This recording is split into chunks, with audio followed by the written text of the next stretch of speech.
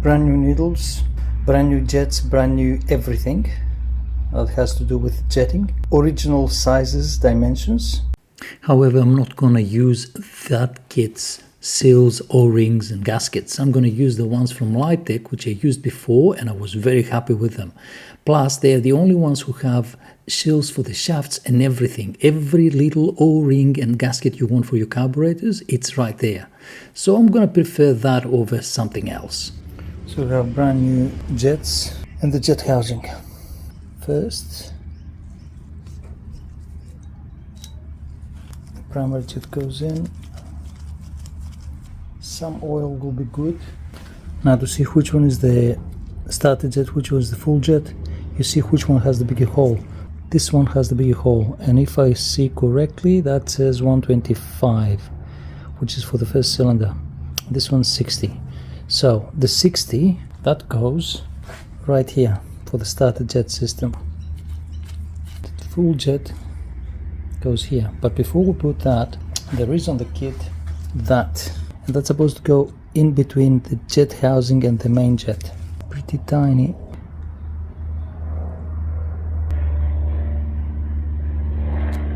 Push it down there, make sure it sits flat.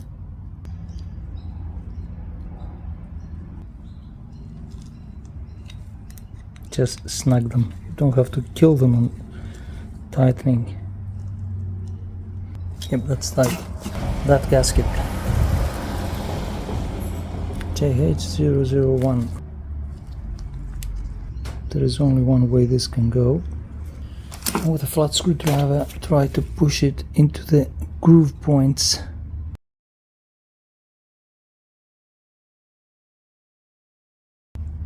To stay in place. That's where it's gonna go. But before we do that, we have to replace them with new ones.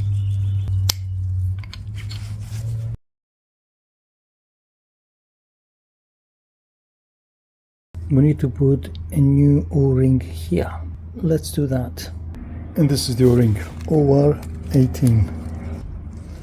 Push it in there in these 4 pins and to make sure that it sits properly. Then put the slide right down there.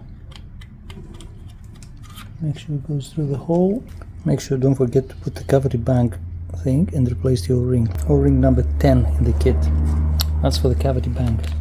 Apply a bit of lubrication. You have to put this flat spot pointing that direction, not south, just a bit southwest.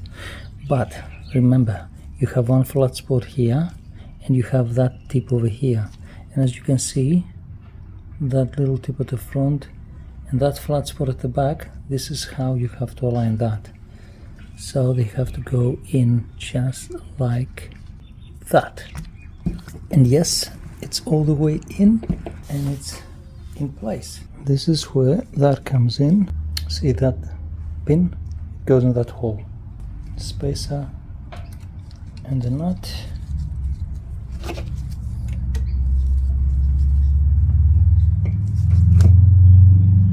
Snug, good.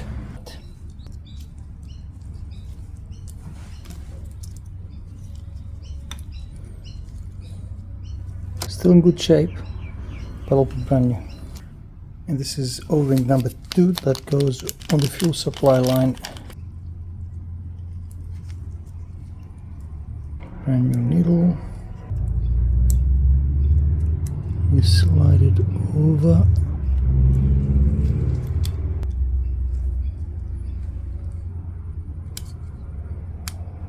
Just tiny lubrication. The assembly, push back in place. Nice.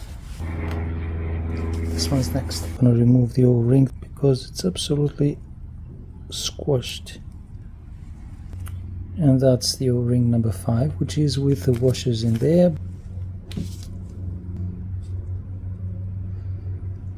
You put it in place, and that way they don't fall off when you slide it in there.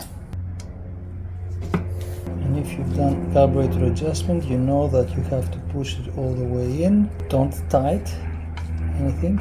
Once it stops, you go the amount of turns that manufacturer says out. so it stopped. I'm not pushing it. For this one it says 3 turns out, so let's go half, 1, 1.5, 2, 2.5, and 3. How accurate that is, we'll find later. Let's do a good starting point. And I think it's safe to say that we have to put the float ball. Let's remove the big gasket, which is very hard. Float ball gasket 001. See these 3 points? Sorry. Make sure you drive the gasket around these 3 points to get a good grip of the gasket onto the float ball. 3 out of 4 sides of the float ball should have these grip points. You have to go the gasket around. It's made to in a way that you'll keep the gasket in place without falling. And place it right there and done.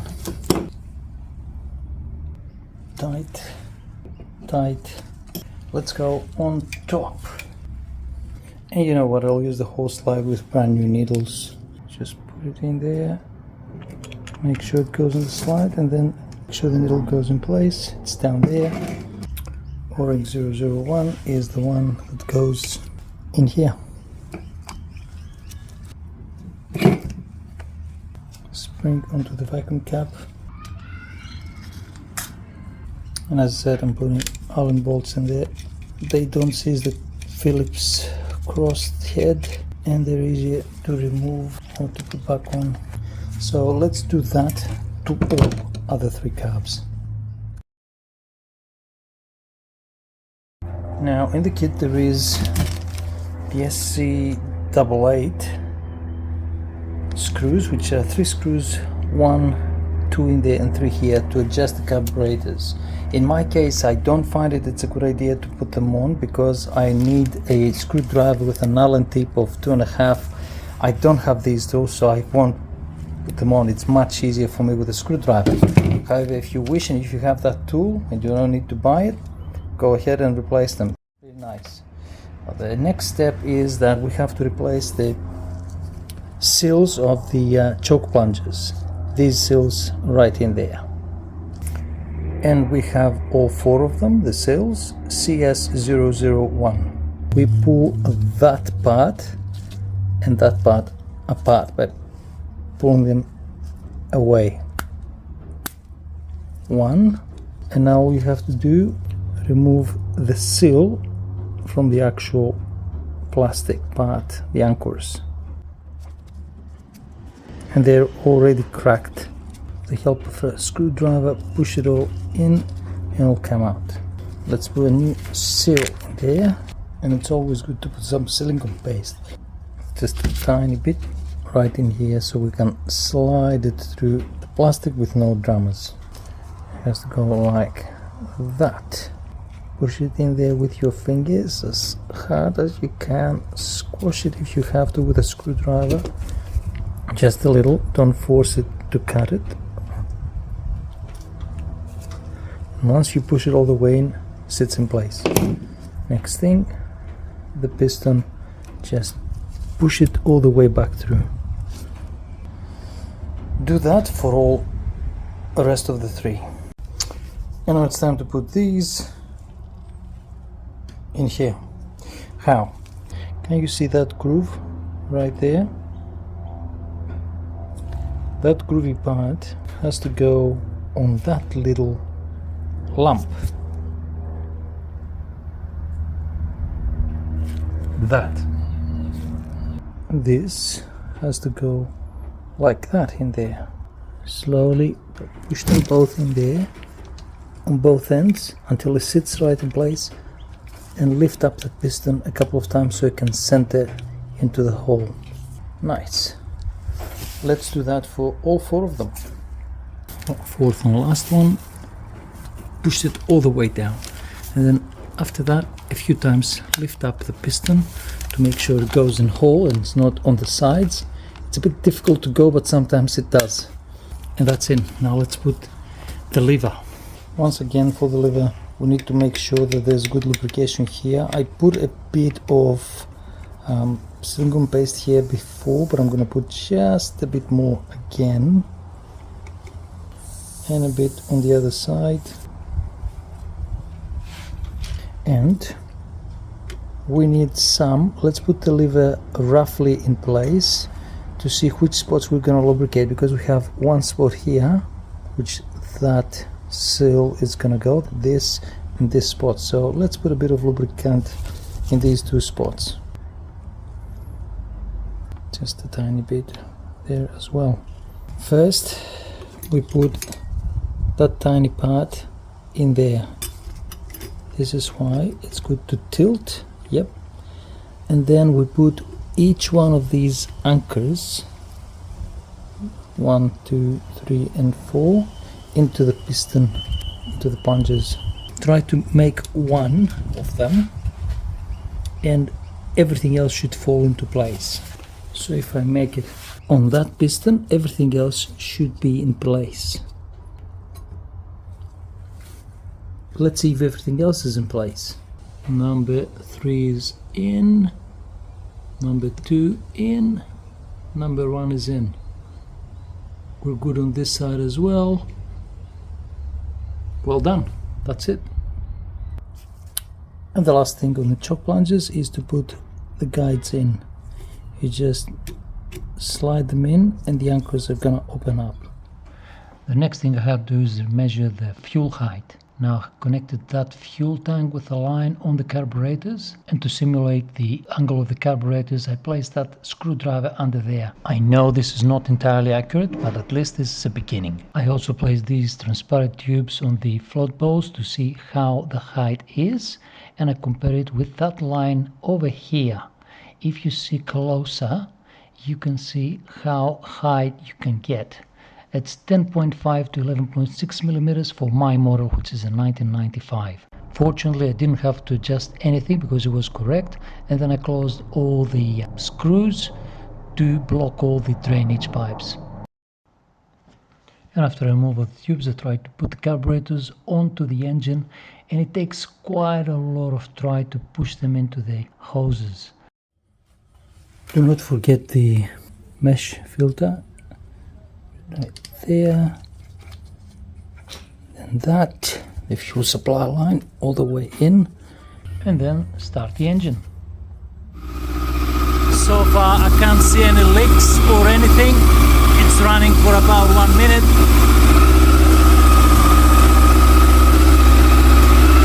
The rev is too high, but it doesn't matter, that's something I'll need to adjust.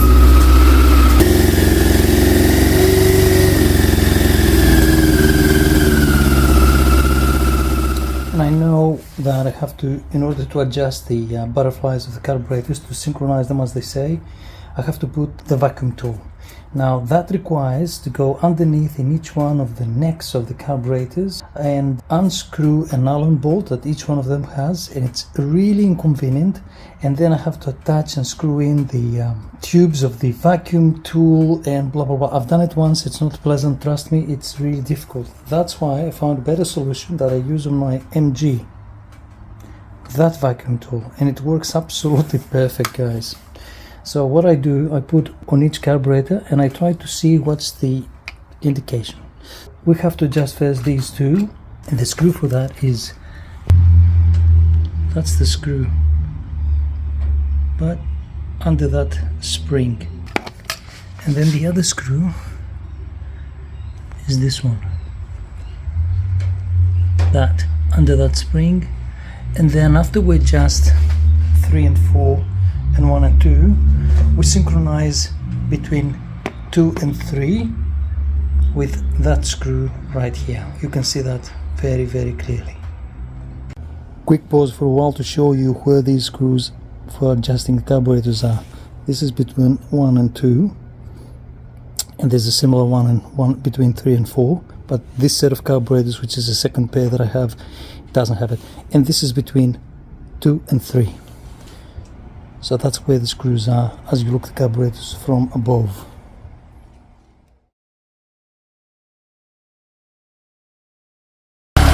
So as I said, do adjustments between 1 and 2, then we're gonna do between 3 and 4, and once we have both pairs adjusted in between them perfectly, then all we have to do is adjust carburetor 2 to be a match with carburetor number 3. That means that we'll have both pairs adjusted perfectly, and hence all 4 carburetors adjusted perfectly. Now you place it like this in there, and you see how much, see the needle? Just keep it in there. Keep in mind, don't cover the thing because it won't have any airflow to measure accurately. So either you do it through here or through these spots here. 1, 2. So we go first here, and you see how much you have here. And you make sure it's a match with number 2. We're almost 2.5. So here we have just below 2.5, and over there it's a bit lower. So you go to the screw which is down there,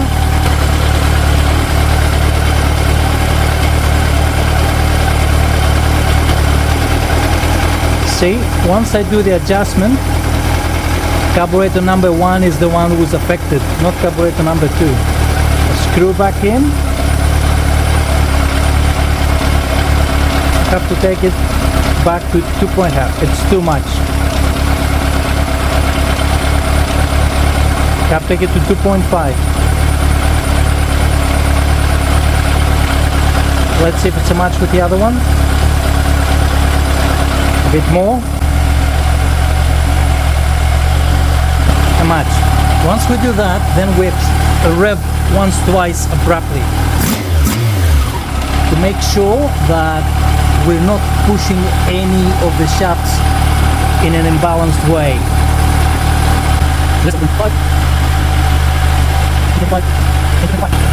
So these two are okay. Now let's go to carburetors number 3 and 4. And the procedure is the same. You can keep it that way so you can see what exactly they show.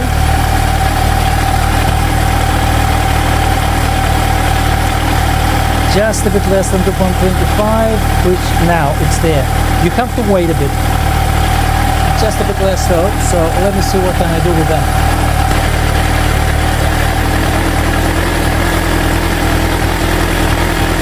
So now it's carburetor number 4 that's being affected by the adjustment. Twist a little at a time, maybe an eighth or tops a quarter of a turn, and wait to see what happens for 5 seconds there. It seems that we're 2.5 now.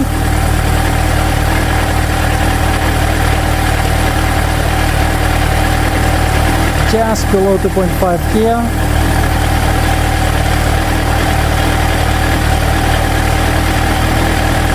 Perfect alignment. And this is number 2, this is number 3.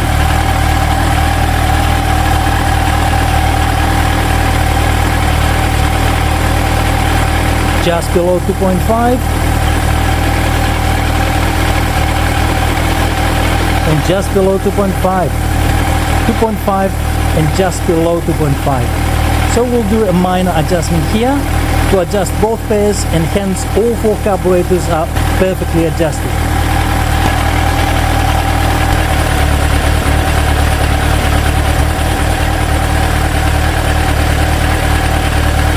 Just below 2.5 and now just below 2.5. Let's broom a bit.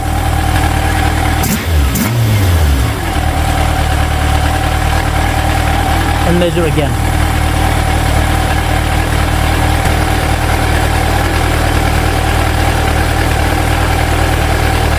Perfect.